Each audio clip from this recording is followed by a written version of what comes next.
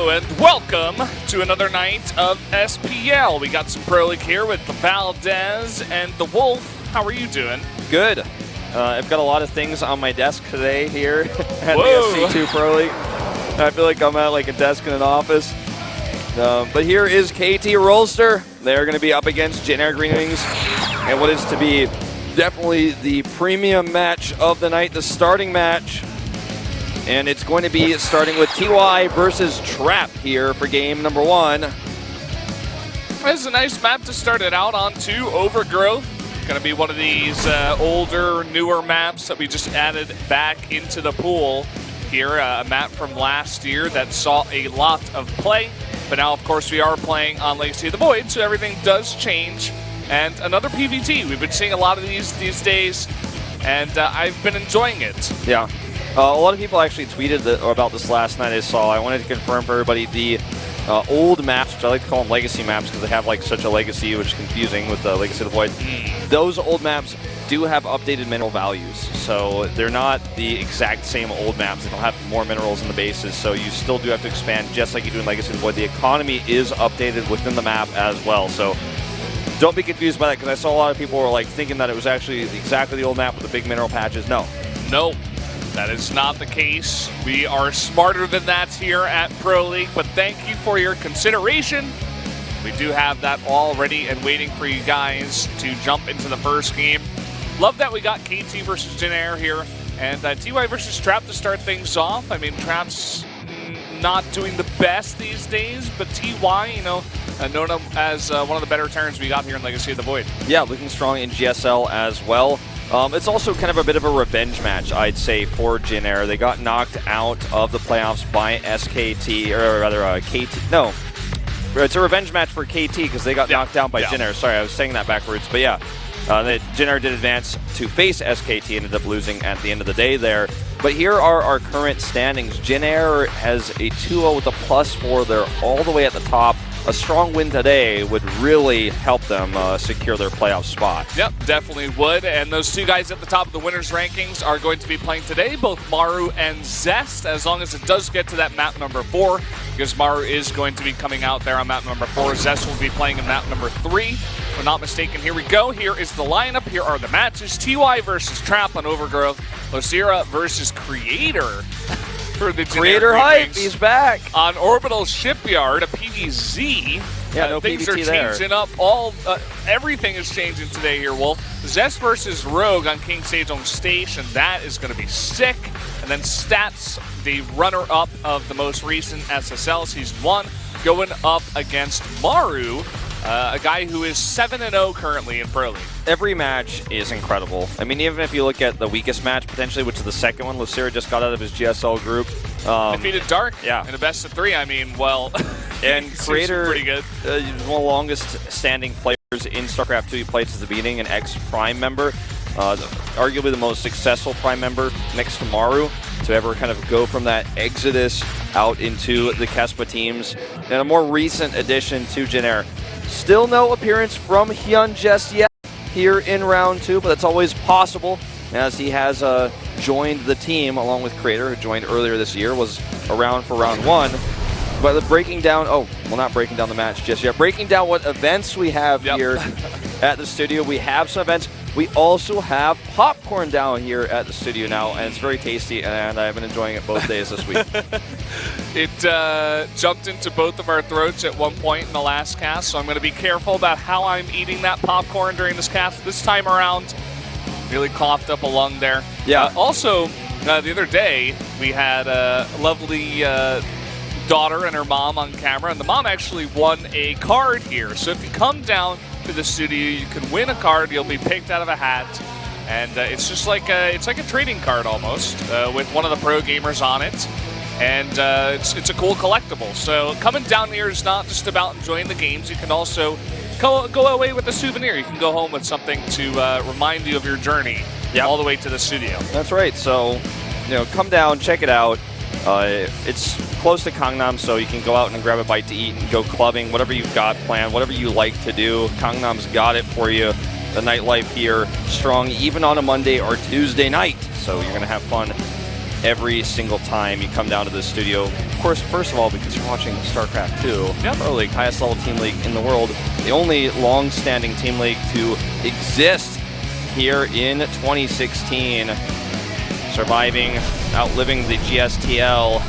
Now, breaking down these two players, TY not having the most consistent 2016. The only thing consistent about him is he's consistently been fielded every single time, 9 times here in the regular season. That's pretty insane. He's played just as many games as Zest, so that should say something about TY. They've been using him every single time, as you mentioned.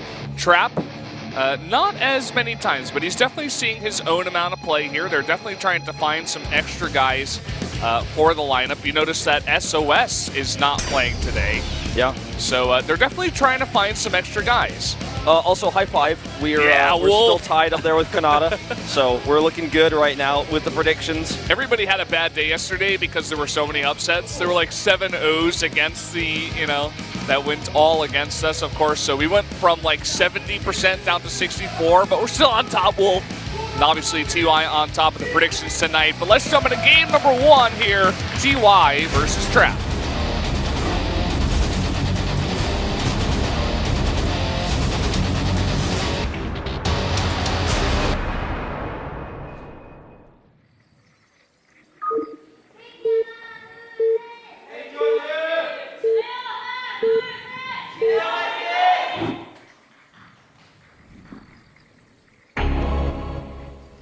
Down here in the bottom left, in the red, the Terran player from KT Rolster, it is TY. And his opponent to the top right, in green for the Generic Green Wings, it is Trap. Trap somewhat overshadowed by his teammates, I feel, as a pro gamer himself individually, but a very consistent player and one of the best defensive Protosses. He will survive any mid-game that you throw at him. He's not going to die to Widowmine drop. He's not going to die to your pressure. He's never going to lose his third Nexus while you have a Bioforce over there. I think that's the biggest strength about Trap, and the thing I've always respected most about his playstyle in this matchup in particular.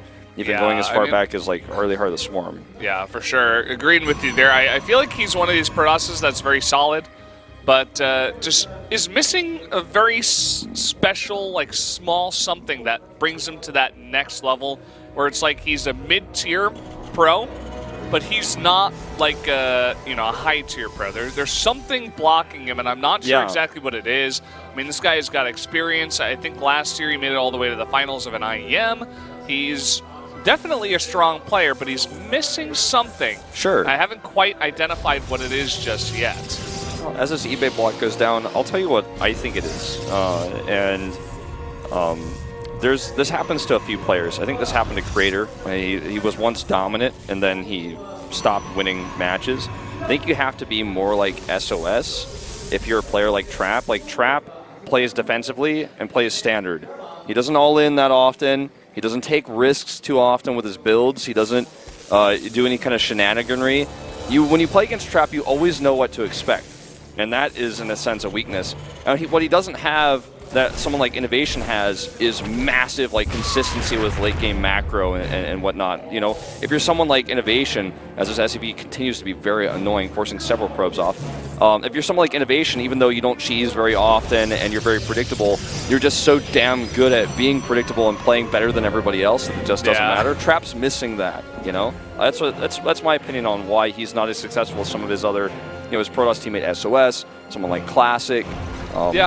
Someone like Hero, I think Trap is very similar to Hero in that they're both very standard, straightforward. They can play the early, mid, and late game and go very far, but Hero's just a little bit better at it, and that's what brings him to the next level. So I definitely agree with you in what you've said. I think that's a good analysis of the entire, the career of Trap, if you will, and what he stands for as a player. Trap trying to be a little bit cheeky, just as TY has. TY is making engineering bays in I think just against Protoss, but in every game that I've seen recently, he is making an E-base somewhere. On Orbital Shipyard, Dust Towers, it's in the back door natural in the minerals. On this map, it's at the natural. He wants to block it. And we got a nice bit of harass here coming from Trap. Yeah, he's just going to force this bunker to go up. He's going to kill a few SCVs. Kills a Marine, I suppose, there, and it's the last kill he just secured. And an SCV will come in and scout his base, sees everything is normal, as you would expect. Oops, an accidental no cancel there. That's really frustrating. I think it's because of the SCV he was looking at. Oh. There goes the eBay block again. And look at the position. It's perfect for the SCV, so the probes can't even hit it. Oh, that's so annoying. And the mothership core is not at home. It will recall now. Oh, to the wrong nexus, though. And he also didn't want to recall that soon. I think he definitely had a lot more health. He could have been harassing the mineral line a little bit more. TY is just kind of outplaying Trap right now in every way. I did like the pressure that he tried to put on there, but it fell flat, and he lost that at depth. That really hurts. He's losing a chunk of mining time here. This is only a temporary investment for TY, but he's getting much more out of it than what he loses. Yeah, I mean, he loses, what, like 36? 36? Or no, yeah, wait, 41. Okay. I think, right? Yeah, I think it's 40. 125, and he gets 94 back. 31? Yeah. This is why you never do math during a cast. Yeah, you're right, yeah. It is but it's 31. Okay, yeah, it's 31. But he denied a bunch of the probes mining. The probes had to go all the way around the engineering bay. It's definitely worth it, and he does get a nice little scout, too, you know, while that's going on. He's sending another SCV up here. I think this is just specifically for a scout. Perhaps wants to see the gas, and I think he just did. He like starts an eBay here on like TY. Well, this is going to be very aggressive. 3 more gates went up here for Trap. He has Blink nearly completed, and a Warp Prism is about to pop out. So this build is really powerful, but because TY didn't get a full scout off and he saw the gas, he knows that something aggressive is coming his way. Yeah. He also confirms with a scan here. You know what this is? This looks a lot like the build of Super versus Innovation yesterday. That worked, you know, for a specific reason, because you can drop into the back door of Orbital Shipyard. You can do that harass damage with your Adepts. But, I mean, it's totally scouted. It's not clean at all. You know, don't even get me started on that all. Very, very sloppy so far. And, yeah, I mean, this is an Orbital Shipyard, too, so you can't do that same amount of harass in the back door. He's going to put on pressure while he takes the third base. I don't think he's hoping to kill TY here, especially with the way things have gone down in this game. TY is very prepared. He's going to try to hit this tech lab, but it's just right out of range. TY knows everything. He's, like, so perfect at defense. And the thing about this, too, is it goes back to what we were talking about earlier with Trap. Oh, is he going to commit to a blink here? So risky. There's so many Marines here. He will get a few SCVs, and he can evacuate with a Warp Prism. But the bio at the top was up there, and he didn't actually pull out of the bunkers, so this is getting way too much damage done. Like, actually, should not have done this much damage. Now he can just blink away individual Stalkers. Very well done. I think Hero was one of the guys who used to do this all the time on this map, and Trap is bringing it back, man. He's like, yeah, this location is still there on this map. So he gets 6 SCV kills, a bunch of kills on the Marines, too, and he's continuing to trade. He has to be careful, especially as Stim is finishing up here. I think he might just go back home. I think if he stays here, it might be a little bit folly, especially with the Stim finishing up. Yeah, a lot of these Stalkers are low, so they're not going to be able to take a lot of abuse. There is a turret at this base, but I'm not sure if it's actually quite covering the mineral line. Either way, there's nothing in the main base, so he can split these DTs between 2 directions. Looks like he has enough for 1 scan right now as well. Back at home, his third base has been mining for a long time, so this pressure, despite the fact it didn't work out the way he wanted to make it happen originally, has really messed up what TY is planning. A big Stim here, and he doesn't lift immediately, but does save the DTs there in the end, and sets up his third base. He's got that Stim continuing to chase this Warp Prism. Yeah, Warp Prism now in kind of an awkward spot. It looks like he's going to try to pressure and force the bio out of position and then try to get away with the Warp Prism. Going to blink over here and do some nice damage. But as you said, I mean, Trap's third base mining for a very long time. TY only getting his up now. I really like the way he's using these Stalkers. I think the initial plan was to kill Medivacs, because on a map like this happens all the time with Terrans, even versus Mutalisk. When you have your whole army on one control group or one box, where you just box those units, the Medivacs will fly over where those Stalkers are because they take the fastest path possible. And TY realized that he didn't lose any Medivacs, but then Trap picked off a Marauder or two because that Stim happened before the Medivacs were there, so there was no healing. Well, +1 is finished here for Trap. The same is true of TY back at home. So Trap did get the attack upgrade first, which is not always what Protoss will do, but going to make all of his units a little bit tougher. And there is a turret and a bunker. He probably doesn't want to commit here. That was interesting because TY was not aware of that, actually. Could have perhaps gone in and focused down the turret, but probably would have had a scan ready to try to clean up those 3 DTs, but definitely would have distracted TY here. But you can see that Trap is very ready for this. 3 sentries, a couple of immortals, and he actually wants to fight this. He's chasing after TY. And I like that he goes for the attack upgrade here because of how many Stalkers and Adepts he has. The Adepts, of course, have an attack speed upgrade, so that's going to really compile that extra damage onto this bio. And of course, the Stalkers can kill medevacs faster with the attack upgrade that does bonus to armor, as well as any stray Marauders he can catch. But committing up this ramp, though, versus 2 Liberators and all these Widow Mines is going to be difficult. Probably does not want to go for it. Just scouts with these Shades. Also has an observer position. He's going to commit. I think he's going for this nice little split. He triggers both of the Widow Mines and the Blink underneath the Liberators. Fantastic engage, but is it going to be enough? Scan going down here as the DTs join the battle. Yeah, that's a lot of scan, or rather a lot of minerals used to kill the DTs, so he's going to have to commit to more scans if he doesn't get any detection set up here. But this is just too much bio, and Trap is trying to come over to the right side here, force the bio away, going to kill a Liberator that's rallied here for free. 1 Liberation Zone planted here, so he's just basically avoiding the Liberators, and even with all that bio underneath, if the bio's not together with the rest of these army units in the main base, then he finds a way to cut between these bases, and he looks like he's going to grab this CC. Wow, this is a fantastic grab here, taking that out, cuts this economy into 2/3 of what it formerly was. And here we go, going up the ramp, coming from behind here is TY, but that's a puny bio army compared to what Trappist got up there. Now he has the top of the ramp controlled. The Liberator will help clean this up, but so much damage done, not to mention the fact that he lost the CC. And charge is nearly done back at home for him to actually continue to build a better composition, add Zealots in. The Shade was ignored here, so now a lot of these Adepts are actually going to escape. I don't know where this Immortal's going, but... Immortal's Crab walking out of here, man. You'll never see him again. Pretty sure that SCV forced the barrier, too. Yeah.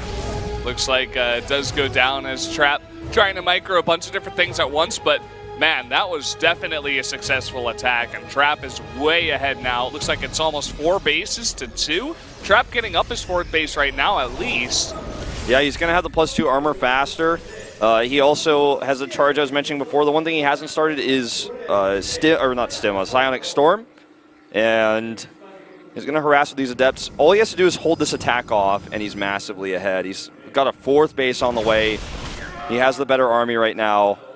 And even TY knows he can't engage as he backs off. He's going to be happy he did because these Adepts are about to shade in and hit this base hard. The bunker that was here before was salvaged. So look at this. Going to find more SCV damage, force the army out of position while these units move on to the front. Gonna try to snipe some of these Widow Mines before they do get off. It looks like he does, and another Blink underneath here to focus down the Liberators. And look at what else TY has. It's barely anything. Yep, another Blink forward here, and GG. Trap gonna win that first game. The upsets continue. I don't know what's going on, man. This is insane. Just this entire week, every game is back and forth, and it just does not go the way we expected. But what a fantastic game from Trap. He is looking really on point there. I really liked his build. You know what this really says? When you have this many upsets in Pro League, it starts to get you thinking that this skill differential between players right now who are the favorites, maybe players long-lasting from Heart of the Swarm, and even players that were doing better at the beginning of Legacy of the Void, the skill differential the gap is closed to a certain extent. Like when players like Trap can destroy TY with good aggressive play, he kind of did the opposite of what we were saying. We were saying like this guy isn't aggressive that much. He kind of just plays really predictably. He changes up his playstyle here. He beats TY, and all these upsets means that the game is in such a healthy place right now because anybody can be a champion. Any upset can happen. You don't have this feeling of when you look at a player like, you and I looking at Bomber watching his play previously and going, I don't think this guy has a chance. How is he going to take this match? It's so important. And he wins consistently these days, and I'm like, okay, he's getting better. He's practicing. The scene is healthy. People are getting better, and whoever is favored is not always winning the matches, whereas last season that was oftentimes the case.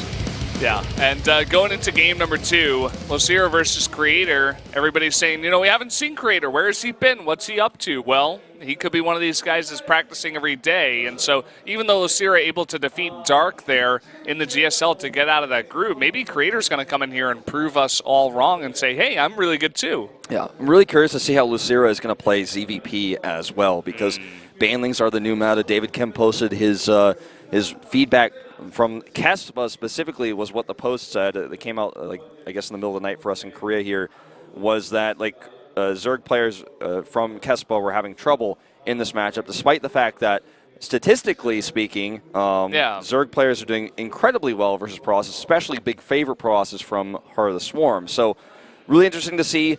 We're seeing a lot of success from Zerg players with Banelings, Baneling drops, Baneling defense, and then Broodlord tech, Ultralisk tech, depending on the situation. So I'm curious to see how Lucira is going to tackle Creator here in the CVP.